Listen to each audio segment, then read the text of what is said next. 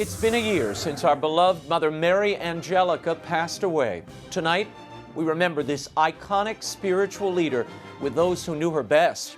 Mother Angelica is our focus on this very special edition of The World Over Live.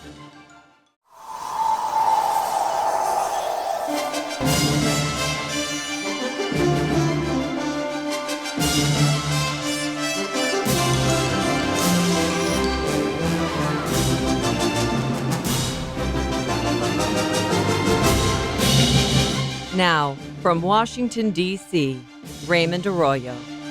A warm welcome to all of you joining us in the United States and the world over. It's been nearly a year since Reverend Mother Mary Angelica left us on Easter Sunday 2016. As we approach this anniversary of her passing, I wanted to bring you an encore of our tribute to Mother, the foundress of EWTN and the first woman in the history of broadcast television to lead a cable network as CEO and show host ever. Over the next hour, we'll revisit some of the turning points of Mother's extraordinary life and reminisce with those who knew her best, close friends, family, colleagues, her sisters, and co-workers. Mother was born Rita Antoinette Rizzo in Canton, Ohio on April 20th, 1923. She was abandoned by her father at 5 and left in the care of May Rizzo, her manically depressed mother.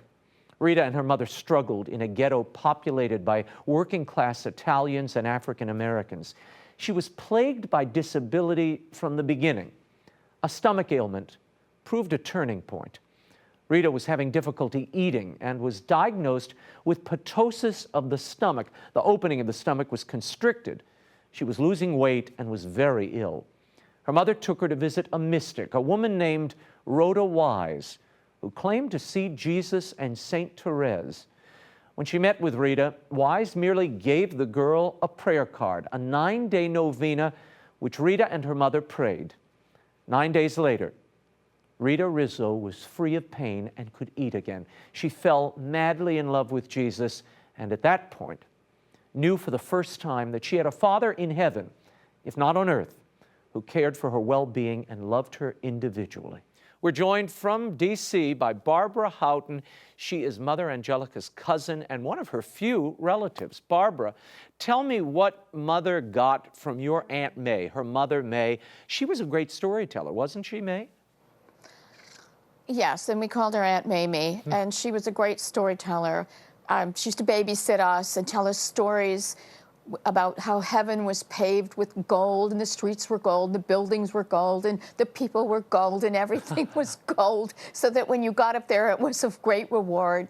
She used to also tell us stories that scared us and then put us to bed. She was quite a character, my Aunt May. Do you see any of her in Mother Angelica when you watch the shows? Oh, yes. I mean, the storytelling, the vivacity, the facial resemblance, yes, and it makes us miss her all the more. When we used to watch Mother Angelica, and, you know, Sister David, my Aunt Mamie, was gone, and she was just wonderful aunt to grow up with. And she made the best homemade pasta of anybody, any place I've ever had it. My Aunt May, the best homemade pasta. That's one of the reasons why Mother Angelica brought her mother May here to Birmingham, and her mother joined the religious order. I think part of it was just to keep good food on the table. You know, Mother couldn't stand eating the stuff that was being cooked by the others.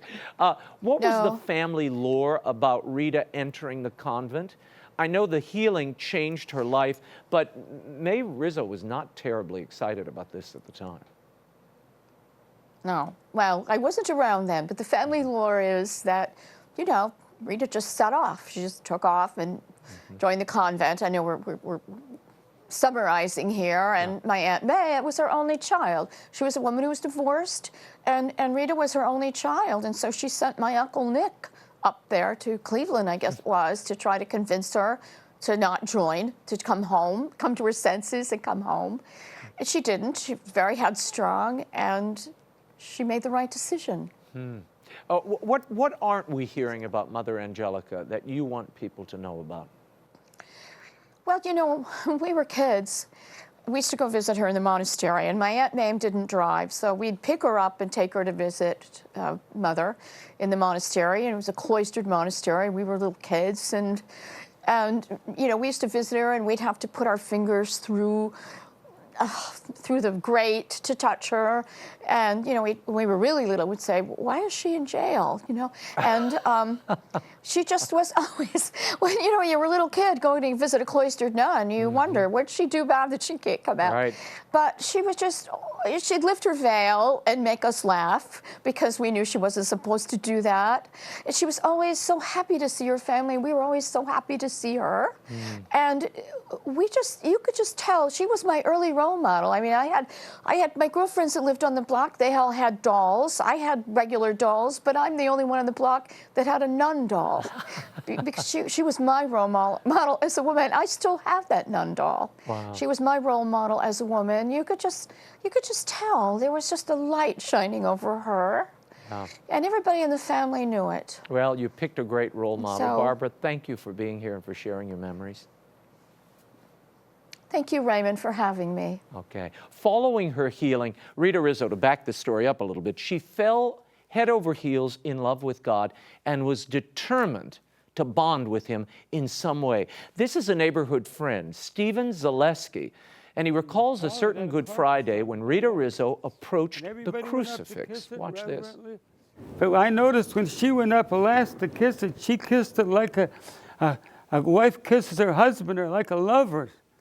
The definite difference, I could see right there she had an intense love for the Lord.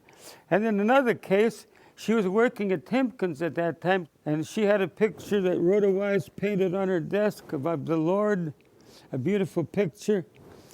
And they were complaining, said, "You're parading your religion," her friends there. And she said, "What?" She says, "It's all right for you to put your sweetheart's picture, or a picture of some movie star, somebody you love. So I'm putting a picture, the one I love, that picture stays there." Before she became a nun, she was in church, and there's a sorrowful mother statue there. And she looked at the statue, and our Lord spoke to her through the statue, said, "Why are you keeping me waiting? Why are you keeping me waiting?" Then she knew that the Lord wanted her to come to here to follow him as soon as possible. So she did everything in secret. She didn't dare tell her mother. Her mother, oh, she'd really raise the roof. In 1944, Rita secretly entered a Poor Clare convent in Cleveland, imagining she would never see the world again. Then pain intruded. In 1953, Joan Frank was working with Sister Angelica on the second floor of their monastery when this happened. We were scrubbing a hallway in preparation maybe for a feast day or something. And instead of just putting the scrubber, she sprinkled the floor with soapy water ahead of it. And when the scrubber came on the soapy water, it kicked back and hit her and knocked her over, really severely injuring her back. And she was never the same after that. Walking grew more difficult, and Sister Angelica underwent numerous surgeries, including a major one in 1956. The night before the surgery, Dr. Hout came and said, "Sister, when you wake up from surgery tomorrow, you might not feel your legs. In fact, you might never walk again." And she said, "Oh," that shrouded her in darkness, the thought of never walking again. And she said, "I promised God that if I was able to walk, I would start a monastery of adoration." That was a promise. That promise contained something I discovered years later. Mother didn't just promise to build a monastery, but a monastery to pray for racial healing. She grew up witnessing the injustice endured by African Americans in her neighborhood and spiritually sought to fight it. She did walk again with the assistance of crutches and a pair of braces, leading her to comment years later, "When you make a deal with God, be very specific." She wrote letters to several bishops asking for permission to build a Poor Clare monastery in their diocese. Only one bishop responded, the Bishop of Mobile, Birmingham. Angelica had found her new home. Now, she had to get there.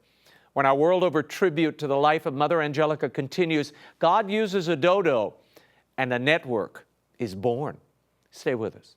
I think she'll be remembered, I would think, Raymond, I hope not as a can-do American entrepreneur who defied all the predictions and was kind of an in-your-face, but as someone who precisely embodied that brilliant, penetrating insight of de Casson, you know, the sacramentality of the present moment. Yeah. It's here. Don't lose the here now, or you might lose it forever.